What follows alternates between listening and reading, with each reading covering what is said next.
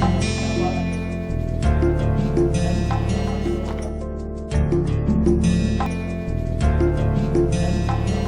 day, viewers. This is Creative Entrepreneurs, a show that showcases people doing amazing things with their hands. People who don't rely or depend on white collar jobs, but rather create job opportunities for other people, thereby contributing positively to the development of our dear country, Nigeria. My guest is an entrepreneurship guru, a workaholic businessman, an expert on youth development issues and empowerment. He has been actively involved in youth activities at both national and international levels, championing youth empowerment through leadership and capacity building. My guest is no other but Ambassador Babangida Ruma, Mr. Common Sense. I hope I am making sense. Welcome to the program. Thank you so much, Jan. Thanks for Nice coming. to be here. Yes, sir. So, Ambassador Babangida Ruma, who is Babangida Ruma? Let's start on that note. Well, my name is Babangida Ruma, and I'm from Katsina State. And I was born in Ruma. Ruma is under Katsina State. And it happens to be I have an interest for young people. I started working as a community organizer since when I was in secondary school. I started organizing young people, particularly my classmates, to organize a public lecture on how we can move our society forward, or how we can move within the student life school forward. So when I grew up, I finished my secondary school, and it happens to be I got an admission in Umar Musa University in those days, and I just have the opportunity to go and study in Malaysia. So when I go to Malaysia, I study information technology in Lincoln University of Creative Technology. So being me in that school, I learned so many things because the entire school is all about creativity and teaching young people on how to be self-independent, because they talk about the technology and innovation in the title of the school. So when I was in school, I worked with international organizations, starting from the Commonwealth Youth Council and ECOWAS Youth Council, and then later to United Nations. And then I attended so many programs, and I received so many awards from the international organizations. I was appointed as the ambassador for the Commonwealth Youth Council, representing 2.6 million young people within 53 countries in 2015. And the key effort we do during my ambassadorship is we come back to Nigeria with me and my chairperson, who is happened to stay in the United Kingdom, and he came back to Nigeria, even though he's from Katsina State, and then we work closely with the young people and then the NGO we have here in Nigeria to ensure that there's a peaceful election in Nigeria. So this is one of the achievements we have under my leadership as the Commonwealth Youth Council Ambassador. And then we do so many numerous projects within the African continent, particularly for the peace, starting from Nigeria, Cameroon, Zimbabwe, South Africa, Namibia, and Venezuela. And then personally, I have the fashion politician, and that's why I'm an education and peace activist. Because what I realize is that the world needs peace. Without peace, we cannot move forward. Even the entrepreneurship, the education, and whatever, we cannot achieve that. So I become an advocate for education and peace. So I try to connect my passion and helping people. This is the reason why I come up with an organization called Ruma Initiative, which is engaging young people into sustainable development. So one of the key things we do in Ruma Initiative. Okay, I think before we come to that, I will cut you short. In case you are just joining us, this is Creative Entrepreneurs, and I have with me Ambassador Babangida Ruma in the studio to discuss entrepreneurship. I am Shafi Adam. So, you've given us the background about yourself. As an entrepreneur, what are your focus areas? I focus on techpreneurship, that is the internet entrepreneurship. Because there's thousands of opportunities online, but our people don't know about that. Remember from the beginning, I told you that I study information technology in Lincoln University of Creative Technology in Malaysia. So I've seen that I did a lot of research. As thousands of people who are millionaires who are just an internet business, people like Mark Zuckerberg who created Facebook. The guy is a millionaire, and then he's using the internet. So what I started, I have interest to start an entrepreneurship. That is around 2014, when I was just going online, and then I'm just looking at the statistic of Nigerian entrepreneurs, and I realized that there's thousands of entrepreneurs, but they are just offline entrepreneurs. They don't particularly focus on the opportunity that the internet is giving them. So I said, okay, let me just do something. Let me just be an entrepreneur first and see how I can empower people or motivate people to be an entrepreneurs. So, as an information technologist, what is the link? How did you decide to venture into entrepreneurship? What is the connection between your field and the entrepreneurship aspect? You know, for me, entrepreneurship, I define an entrepreneurship as a business. Yeah. If you're an entrepreneur, you're a businessman. If you look at the what we call as an entrepreneurship, there's the people who use their skills, they use their hands to make equipment, something like a furnitures.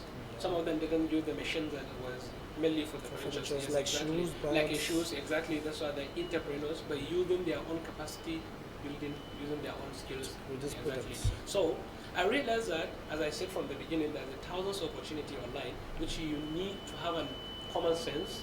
Then And the common, I like that. Have a common sense. exactly, to have a common sense and turn it into reality. Okay, I realized that nowadays the world is leading toward information technology. Everything has to be online.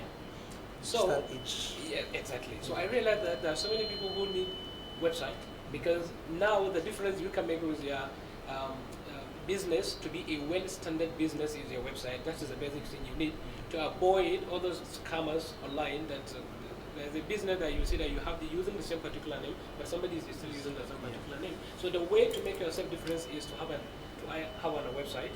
And then despite of the website, there's thousands of opportunities like a softwares.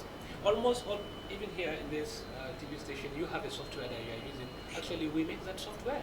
And then if you design that software, you get your own money. So meaning that you become an entrepreneurship using your own information technology skills to make money. Okay. So if I get you correctly, you deal basically with online stuffs. So how lucrative is this kind of business? Well, the business is kind of easy, okay, but all it needs is a time and a common sense, as I said.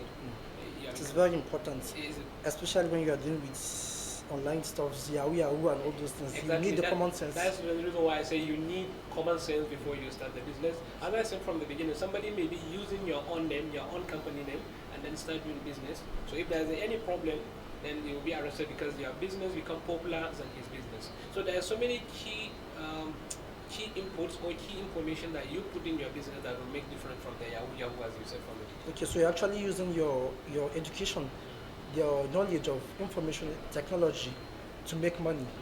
That's interesting. So what are some of the challenges you are facing in this The regard? challenges I'm facing is that when I come back to Nigeria from Malaysia, I face so many challenges because here in Nigeria, to be honest, we don't patronize entrepreneurs, particularly entrepreneurs.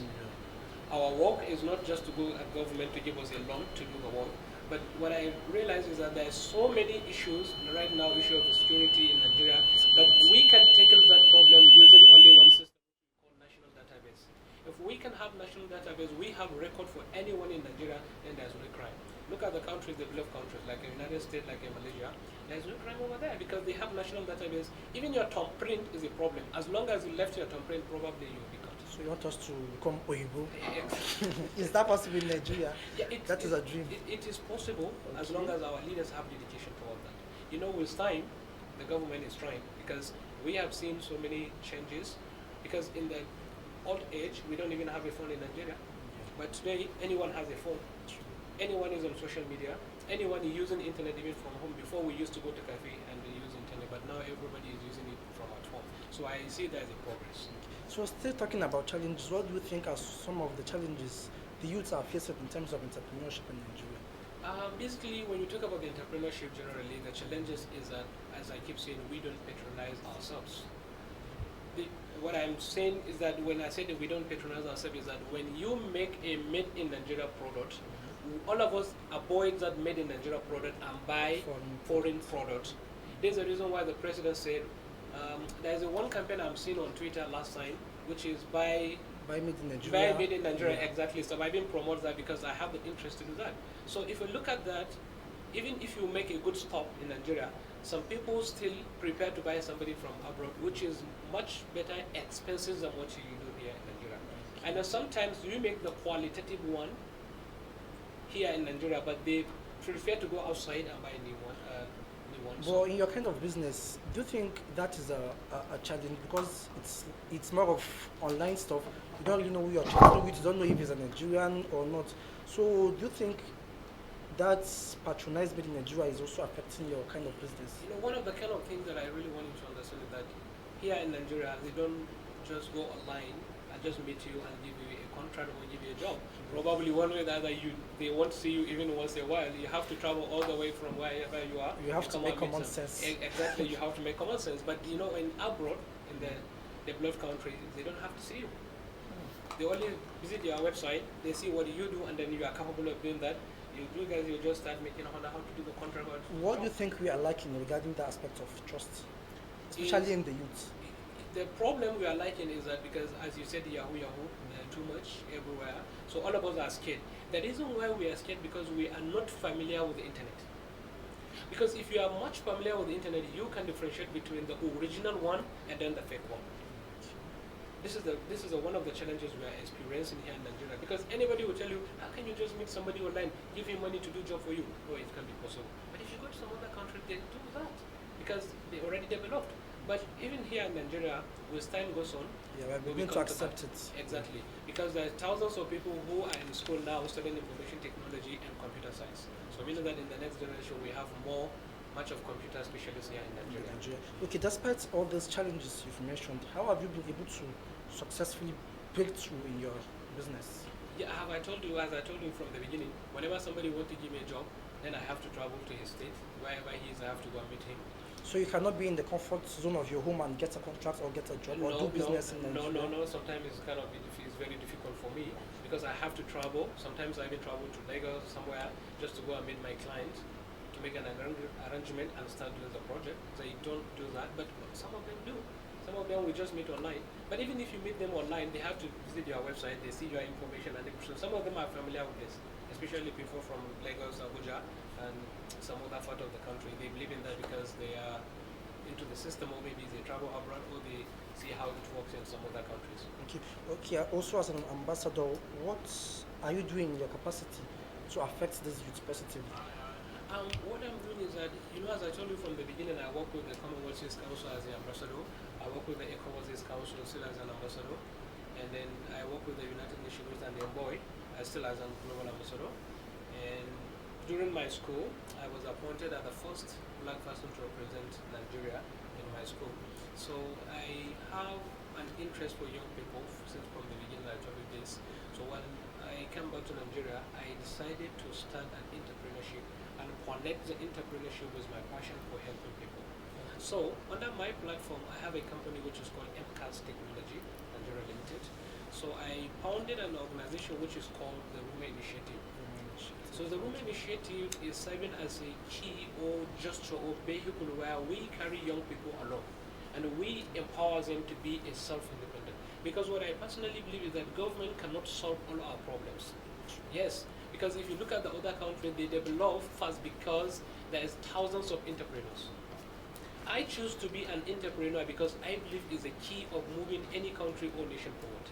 And then with the recent development of information technology, so I decided to be a techpreneur because I want young people to be getting money from home. Because if you go to some other countries like the United States, even if you have a job, you don't have to go to office. You can you can work from home because they don't build all these offices. Yes, exactly. They don't build offices. You start your work from home and then you start getting your money. So you'll be at home and working. Of course. And because it's not because the entire work is from the internet. Maybe your work is just to be a content manager for a website. Then why is it that youth in Nigeria till date still prefer to go for white-collar jobs instead of being a business-oriented people? Is it that the businesses are not succeeding or the businessmen in Nigeria are not succeeding? What is the problem? The fact that the business is succeeding is just that you don't know how to do the business. There are so many ways. Whenever you want to build a house, you need to have a foundation. Everybody knows this. Solid one. Solid one, exactly. So if you want to become an entrepreneur, you still need to have foundation, strategy, and then to the business proposal first. I want to do business, then how much will it cost me? And then at the end of the day, what will I gain from this business? The problem we are having is part of not only techpreneurs, but anyone entrepreneur. They just do business business to succeed, not to get money. I know somebody who, in my hometown, since when I was born, he's doing one business, and still even today he's doing the same particular business. Once in a while, I asked him, why are you still not progressing? He said to me that this business is enough for me since before you were born. And even after you after you are born, after you grow up, then you have no, you can't just come and tell me that I'm not succeeding. Because in this business, I can take care of myself. I can take his care of children, my family, my his children. 2, 3, 4 wives, Exactly, possibly. exactly. So he said it's okay for me. I said, no, Baba, you still have an opportunity to grow off. So when I give him some tips, then he become like, yeah, that is true. Now he is moving forward. His shop is progressing all the time. So it's just the problem that since when you have an interest to become an entrepreneur, you don't have a plan. This is one of the major problems. You need to have a plan, you need to have a strategy. And then one of the things that always make an entrepreneur in Nigeria to go down is that I see somebody is doing this particular business, he succeed, then I want to do this business. No. You need to do something we call market survey. Before embarking on the Before business. embarking into business. Why? Because you don't know how he succeed. Any business in the world, there is a what we call weakness and strengths. So you need to find out what is his weakness. And if you come with a business, you need to correct his weakness, and then people will come into your product. It's not only internet business, even in real life business. Okay, you made mention of weaknesses. At what point in time did you feel I should give up? I should give up in the business? The time is when you see that you are producing your product and then nobody is buying it. Then you may feel like, let me just go down. And then sometimes you are doing the product, you are selling the entire product, but when you come to count your money, there is no profit. So what happens in that kind of situation? Like what happened is that there is something we call hidden expenses. You see, Hausa people say, it's not Hausa people actually, there is a tribe in Nigeria who said, no brother in business. Yeah. I think they are my Igbo brothers. Exactly. They said no brother in business. Yeah. The reason why is that our brothers, our friends, are always make our business to go down. Because you invest 100,000 in your business, assuming you are selling a cake, for instance, or drinks, you invest 100,000 in that your particular business. But if your friend or family come, you take about 5 or 6 pieces of cake and give it to them. Tell me, how is it possible that when you sell the entire cake, you count, you think your money to be up to 500,000? Can never be possible. But you made mention of hidden expenses. That should be another money that you've hidden, or No. expenses you incur It's just a during the name. business. When we said Because I was thinking, as a businessman, you made mention of the Baba in your community. Exactly. That he's not growing his business. Maybe possibly he has a bulky family and he needs to cater for the family. So don't you think the money he is making, he's not been able to save, talk less of injecting more into the business, and that brings us to the issue of capital. Don't you think capital is another big challenge? To me, as I keep saying, you don't need huge capital to start a business. All you need is common sense. You need common sense. Exactly. Yeah. Because to me, common sense is there. Everything is common sense. Common sense. If you're talking about that, as I said, hidden expenses is not the real meaning of hidden expensive is doing business without common sense. Okay. Yes. You don't know what you're doing. Exactly. Let me give you an example. You want to start a business. The entire product you want to buy, let me give you another example, is 100,000. You take the 100,000, you go to market. You still use the money inside of that 100,000 for transport. You still use that particular money when you go to the market, you still buy put to it. You still use that money to take the product after you buy and bring it back to home. You still use that money for the transport, taking the product from your main house to your shop. Tell me that after you sell the entire product, how possible is it to be a 100,000 naira product? Despite of the whole money you remove, maybe you remove after 30,000, you buy the product of 70,000. How do you think the product of 70,000 to be the product of 100,000? Can that be possible? Cannot be possible. This is the reason why we call it a hidden expensive. It's an expensive which is hidden that most of the enterprises doesn't know about it. The solution to this is that when you want to do a business of 100,000 naira, then propose it as a 130,000. So you use that particular 30,000 out of the budget for doing the business, then you use it to go to market and then do everything within that 30,000 and bring it back home. Okay, well, viewers, I am still in the studio with Ambassador Babangida Ruma, Mr. Common Sense, and I hope we are making sense in the studio. Okay, Ambassador, how have you been able to manage your life, your personal life, and the business? Well, actually, is not easy, even though I'm used to it since when I was working with the Commonwealth Council, representing 2.6 billion young people under 53 countries. I was so much busy traveling out there, this country to this country, and then I was always communicating with young people from the 53 countries. We always have some programs that we connect with all of them in different locations. So since from there, I become a very busy person, and then I'm used to it actually. And even now that I'm not working with that organization, I always sleep late, maybe around 2 or 3, because I'm used to it every time. Even if I didn't travel, I used to communicate with my people on social media platform. So when I become an entrepreneur, so it becomes so easy to me because I just take it as it's still the same. The whole idea is connecting with people. The whole idea is just to talk with people time to time. So actually it's normal to me. I don't really. When you were given the background about yourself, you didn't mention about your family circle. Is it that you are from a family where your dad is a businessman or your mom is a businessman, or that common sense has been in you from birth? Actually, none of my family become a business people. Okay, so you were born an entrepreneur. Exactly. Because there's always a debate of whether entrepreneurs are made or are born. So what is your take on that? Actually, my parents are not an entrepreneurs. They work with government and Civil servant. yes, exactly, civil servant and sometimes politician. So why are you not a civil servant? Is because I told you that I have the passion for helping the young people. I have the passion for seeing that young people move forward. Starting from my experience I have from the international organization I work with them. So when I come back home, when I come back to Nigeria, I realize that you can only make difference when you are out from the government. And the reason why I say this is because if you are working with the government, you are always busy, and you don't even have time for yourself. But if you are working as an entrepreneur, it gave me an opportunity to build myself and to build others because I always have time for myself. And I use everything I got from my company and turn it into youth activities. But nevertheless, we still can't do without the government. So what do you think the government should do to make the environment more friendly for youths aspiring to be entrepreneurs?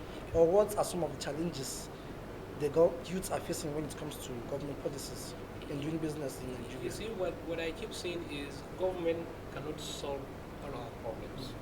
If you look at the country that move forward, millionaires of nowadays in the other countries, they are entrepreneurs not working with the government. So, regarding what you asked me, that government need to give young people access to the government, to create a platform that will get access to, that young people can get access to the government and tell them their problems. Sometimes, some of the young people, they don't need money to start business. All they need is to motivate them. As long as you motivate them, probably they will start business. So if you talk about the youth inclusion into government, that is very good, excellent. Because young person know the problem of young person. If you give a young person an appointment today, so believe me, he will work alongside with the other young people that he knows they grow up together in their society or their community to move that society forward. So how do you think the government should contribute in helping these youths? The entrepreneurs or the general youths in general.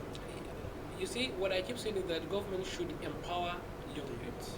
How can they empower them? Sometimes when you talk about the empowerment, you are talking about changing somebody's life. Then you need to give them an option. Sometimes if government want to empower people, the government say, do this, and then everybody is doing it because you doesn't have a choice, is assigned by the government. So if government want to empower young people, let government have access to the young people first and heard their voices. This is what we want. It's like a school. If you don't have interest to study a course, then you will not go anywhere in that university with that particular course. So it's still the same thing. If government want to have a launch, an initiative that want to empower young people, firstly, let the government do a survey like a business. Do survey to have what is the problem of the young people. What did they need? Some of them want to go back to school because they don't need entrepreneurship. Some of them don't like school, but they have much common sense and entrepreneurship. So then if government can do that, then probably we'll move our society forward. Okay, that is for the government. And now to the youth. What is wrong with the youth?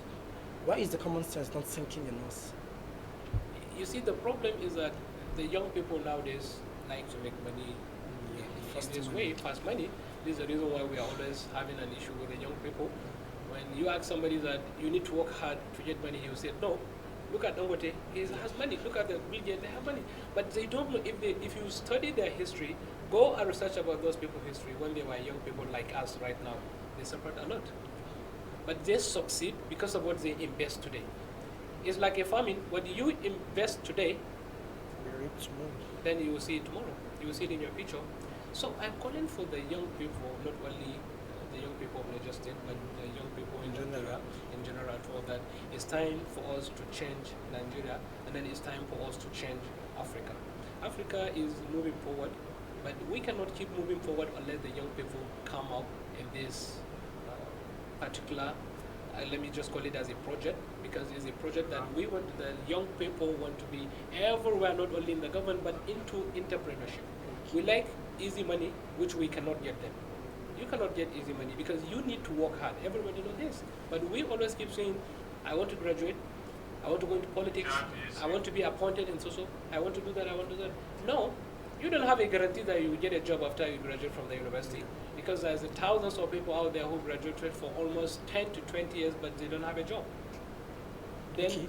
We don't have much time. What is your call to the youth to take that bold step of becoming an entrepreneur? What are your parting words to the youth? my word is to the young people is that young people should use common sense. Whatever they do in life, they have to be using common sense. And the next thing I want to say is that nobody can make money, can make easy money. You will have to work hard, and then in the process of working hard, you need to use your common sense. Don't involve yourself into illegal activities just because you want to make money. Even though we don't have much time, but perhaps I have so much things to say, but the last thing I can say is that it's time for us to change Nigeria, and then it's time for us to change Africa.